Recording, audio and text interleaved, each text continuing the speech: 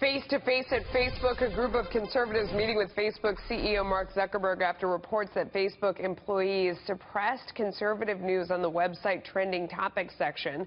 The Daily Signal's editor-in-chief, Rob Bluey, was in the meeting, and he joins me now.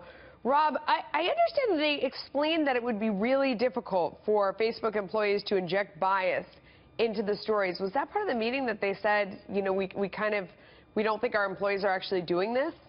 Well, yes, there was a technical discussion about how trending topics works and the fact that an algorithm does play a significant role, but there are human interactions with the content. And I think one of the things that conservatives have pointed out is that Facebook has an overwhelmingly liberal staff.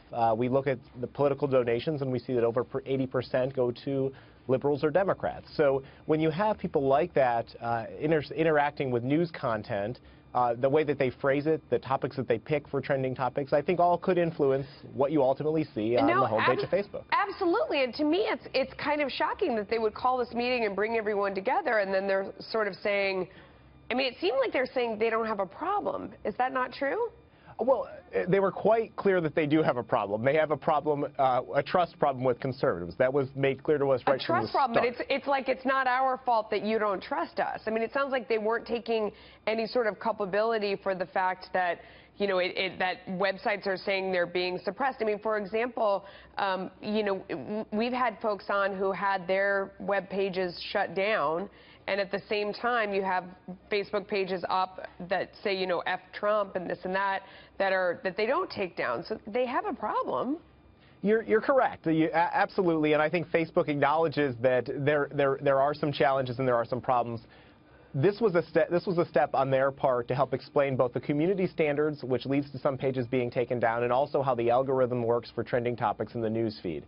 It was also an opportunity, I think, for conservatives to explain some of the grievances that they have against Facebook and make Facebook aware of how the perception is amongst the conservative movement that Facebook is a liberal entity. I mean, we at the Daily Signal have Facebook comments on all of our stories, for instance, and I hear almost daily from some of our readers about their frustration with the Facebook comments and their unwillingness to engage with even that aspect of Facebook. So there is a problem that Facebook has with conservatives, and I think hopefully it was a first step to furthering a conversation and figuring out how they can address it. Yeah, I don't know. I mean, I was very hopeful ahead of it, and then afterwards the feedback, it makes it sound like they're saying, we don't have a problem, you have a problem, you know, which isn't really going to get you very far, but hopefully it was just a first step in a more positive direction. Rob, thanks for coming on. Appreciate your time. David. Thank you. Same thing.